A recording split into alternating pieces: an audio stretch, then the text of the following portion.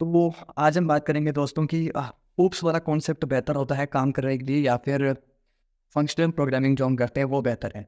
देखो दोस्तों, बहुत कन्फ्यूजन रहती है लोगों को कि ऊप्स ऑब्जेक्ट ओरिएंटेड फॉलो करें या फिर जो हमारा फंक्शनल कोडिंग करने का तरीका है फंक्शंस बना करके वो हम फॉलो करें। तो देखिए दोस्तों, जो फंक्शन वाला तरीका है वो तो हर कोई सबसे पहले सीखता है, ठीक है, सबसे पहले ही वही सीखते हैं हम।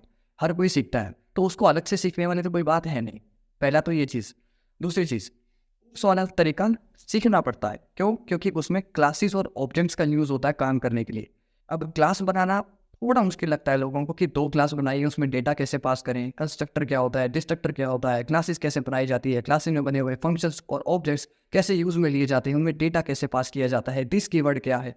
ऐसी बहुत सारी चीज़ें हैं जो लोगों को समझ नहीं आती है। इसकी वजह से उनको ऑब्जेक्ट ओरिएंटेड या ऊप्स का नाम सुनते ही बड़ा डर लगता है कि उनको लगता है कि बहुत मुश्किल होगा इसमें कोडिंग करना तो। लेकिन मैं आपको एक चीज़ बता दूँ, अगर आपको क्लासेस का कॉन्सेप्ट क्लियर है, आपको ऑब्जेक्ट्स में काम करना आता है, आपको दिस कीवर्ड का अच्छे से पता है, आपको कंस्ट्रक्टर, डिस्ट्रक्टर, सुपर फंक्शन ये सब चीज़ें अच्छे से पता है, तो आप बहुत ही आराम से, बहुत ही प्यार से आप ऊप्स का कॉन्सेप्ट यूज़ कर सकते हो और ऑब्जेक्ट ओरिएंटेड तरीके से कोडिंग कर सकते हो। देखिए दोस्तों, ऊप्स में काम करने का ये फ़ायदा होता है कि उसके अंदर आपका कोड सिक्योर रहता है, क्योंकि आप क्लासेस का यूज़ कर रहे हो। और अगर आपको किसी भी ऊप्स के मतलब कि क्लासेस के अंदर बने हुए किसी भी फंक्शन को या किसी भी पर्टिकुलर कोड के सेट को आपने कॉल करना है तो आपको उसका ऑब्जेक्ट प्रिपेयर करना पड़ता है। ऑब्जेक्ट प्रिपेयर करके फिर आप उसे कॉल करते हो, मतलब कि डायरेक्ट एक्सेसिबल नहीं होता है। डायरेक्ट एक्सेस नहीं है इसका मतलब कि कोड सिक्योर है, काफ़ी सेफ रहता है। एक फंक्शन वाले तरीके में कोड के मतलब जो आप मान लीजिए कि आपकी जावास्क्रिप्ट की फाइल है उसके अंदर आपने कोड किया हुआ है। तो एक तो नॉर्मल कोड है जो फंक्शंस के बाहर है, वो ग्लोबल माना जाता है, ठीक है? उसमें कोई भी वेरिएबल क्रिएट किया गया है तो वो ग्लोबली एक्सेसिबल है ना? उसे ग्लोबली कोई कहीं भी आप एक्सेस कर सकते हो। लेकिन अगर किसी फंक्शन के अंदर कोई वेरिएबल बनाते हो तो आप उसे उस फंक्शन के बाहर इस्तेमाल नहीं कर सकते हो, क्योंकि उसका ग्लोबल स्कोप नहीं है, ठीक है?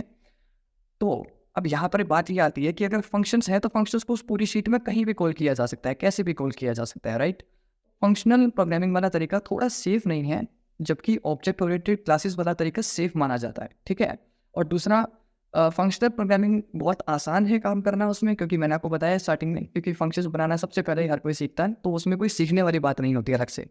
जबकि ऑब्जेक्ट ओरिएंटेड की बात करें तो वहाँ हमें क्लासेस जो भी चीज़ें मैंने पीछे नाम लिया, मैं दोबारा नहीं लूँगा इतनी सब चीज़ें। तो ये सारी चीज़ें आपको सीखनी पड़ती है दोस्तों, ठीक है?